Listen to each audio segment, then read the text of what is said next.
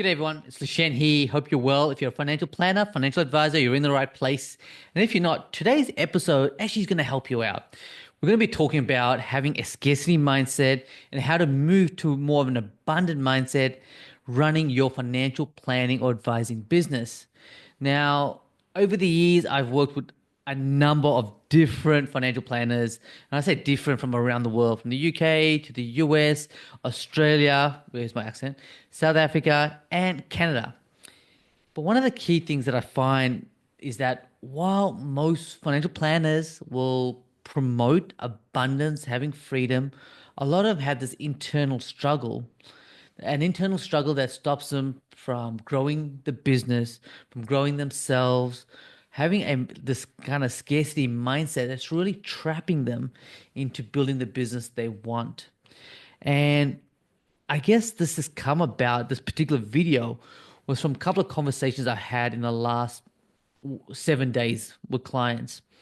One of the clients who was he from actually came to visit me in Barcelona with her husband and son. While talking at lunch, her husband just turned around to me and said, "The work that I've been doing with her and giving her the confidence in terms of just building the business and just being who she needs to be and who she wants to be, has helped so much in how she's growing both as a person and the business itself." And the person that actually inspired me to do this video was a very new client. We've done a couple of sessions, and his mind was blown by my focus on the mindset side of it. So most marketing groups, coaching programs, they probably just get you straight into, marketing tactics and strategies and plans and talk about funnels and all those different things.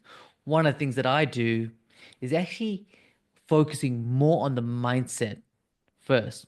The reason I do that is because I believe you need to do the internal work in order to achieve the external work. Because there's no point doing the external work and telling you to do these things if deep down inside it doesn't feel right. And so while I've been doing it over the last couple of years, working with clients and helping them, get the confidence and have this mindset and remove imposter syndrome, remove self-doubt, help them build the business, I never really thought about promoting or even talking about mindset to my audience. And so this is why I'm creating it today, is to share a bit about what I do with other financial planners and advisors around the world and give you an insight into the mindset stuff, but also a little bit insight into the program and how it all kind of comes together. Like I said, over the years, I've seen so many financial planners struggle. And the key thing for me is to focus on the transformation rather than just focus, like I said, on the marketing tactics. I want to focus on the transformation you need to make. Now, while a lot of you have invested, taking this big step out to running your own business, when it comes to investing in yourself and the business, you're reluctant to do so. And that fear of investing in yourself, maybe because you're not sure about the person that you're investing in or the company or the program. You're just not sure you're ready to take that big leap. All of those things is a sign of having a scarcity mindset. It's not just doubt, because most people say, "Oh, I'm not investing in it because I just not sure that's going to work for me." How do you know it's not going to work for you? Because it could just mean that that 5% of that program could make the biggest difference to not just your business but also to yourself. I've invested a lot in myself over the last few years and those programs, and I thought, and some of those programs, I'll be honest with you, were great at the time, but now when I look back at it, they probably don't serve me anymore, and that's totally okay. But at that particular time, that was the right investment for me.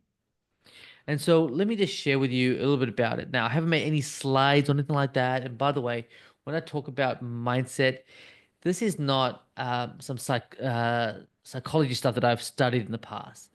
This is me going deep within myself and working out what works for me and then passing on my knowledge, the skills that I've developed over the years, my wisdom, I guess, onto others.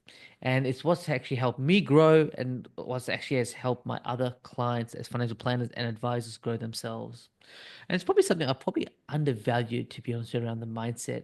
And I think it's something that we have to continue to grow, because if we don't keep growing, our mindset stays and our business will stay, and it just is not a good place to be. And that all comes down to everyone's individual growth at the time. So some people grow quicker than others, and that's totally okay. But as long as we keep feeling like we are growing, on a daily, weekly, monthly, yearly basis, then that's a great thing for not just for yourself, but for your family and for your clients. So let's talk a little bit about what it feels like to have a scarcity mindset. Now, scarcity mindset feels a little bit like this, where you kind of talking to yourself and say, "Hey, there's not enough clients out there, or this niche isn't working for me." You make money, but you're holding onto it really tightly. You're not investing money into the business or into yourself. You're watching what everyone else make money, and you're going to go, "Hey, I need to do that. I do it. Why am I not making it?" Copying someone isn't the right way of going about creating an abundant mindset. So to me, it's when you stop investing in yourself. And these things doesn't happen overnight. Scarcity mindset, what I found is something that's happened in the past. So could be some childhood trauma, some event, something that's happened in the past that's triggered you from not investing in yourself. And this could be as simple as not buying a pair of shoes, or maybe you bought that pair of shoes and then you couldn't, you know, get a taxi home or something along those lines, some sort of trigger that's stopped you from doing it. Now, some of my clients have shared their personal stories where they've invested in property and that was a bad investment. And so that kind of held them back on how they invest going forward, not just in their financial future, but also in their own personal self-development. So I think, scarcity really keeps you playing small. And when you start playing small, you just don't take advantage of those opportunities that come past. Now, when I say opportunities, it could be maybe a speaking engagement, maybe it's an expo someone told you to be at, and you decided no, it's not worth it. I'm not saying that's the right investment, but it's how we assess it and how we think about that investment is more importantly than just thinking, yeah, it's too expensive. That's the answer. So that's more to me tells me you've got a scarcity mindset. But if you assess it and you go, hey, this is not the right time or anything like that, then those may be the right reasons. As long as you just don't think of it as excuses. Okay. Like maybe, flying, and paying for an international airfare to go to be at a conference may not be the right thing to do. But maybe there's other things you can do to actually help towards it, like downloading programs, listening to podcasts, going onto Spotify and things like that. So it's really important to outgrow a scarcity mindset. Now, how do you outgrow that? Well, let me share with you a couple of key things that how I see um, having a scarcity and how to move across to it. But before I do so, what does it feel like to have an abundant mindset? An abundant mindset just has so much freedom. It's so relaxing. You just know that what you do comes back to you. It's having that mindset on around not just money, but also love, joy, happiness. It could be purpose as well. And the more we put out there, we know that, we're going to attract it. I'm not saying this is the law of attraction or manifestation, but it's that confidence that we have that what we're going to do is actually going to give us what we need or what we want. Having and moving away from that kind of scarcity mindset to an abundant mindset, everything just seems easy, would flow. I love that. I used to have a scarcity mindset. My background made me have a scarcity mindset, but that's the story I was telling myself until I discovered what I needed to do. And I've been able to do it. I'm not saying it's happened overnight, but slowly over time, becoming more abundant. And that to me starts off internally rather than externally. So I want to share with you this concept around mission over vision. Now, a lot of times at the start of the year, you probably set some goals. This is the vision you want in 12 months' time or where you're wanting to be. That's totally cool. Having a vision is very important. It tells you, the direction you want to be going. But for me, the vision is all about the head. It's about the what, the how.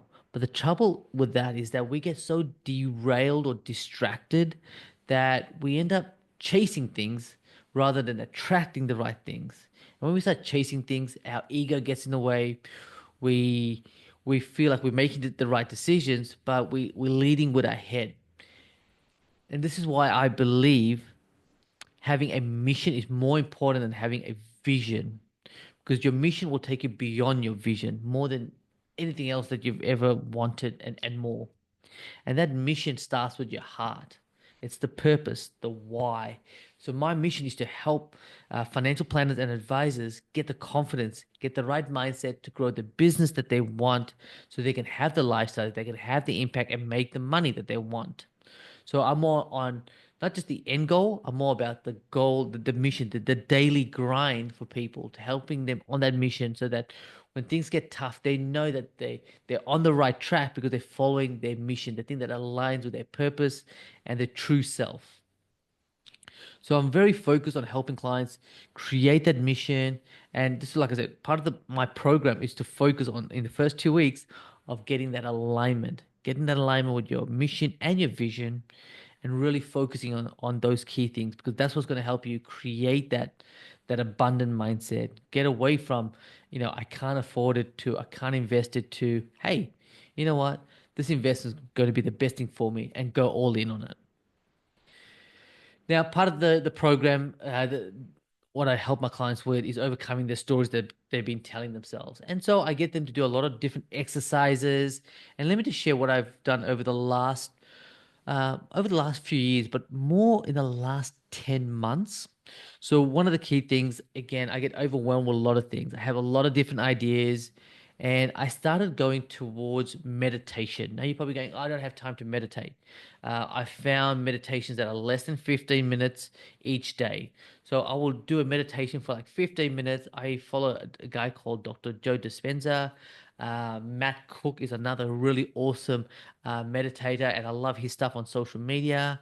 But there's also people like, Jay Shetty, Deepak Chopra, and there's a whole lot of other meditations that are out there that you can go and grab.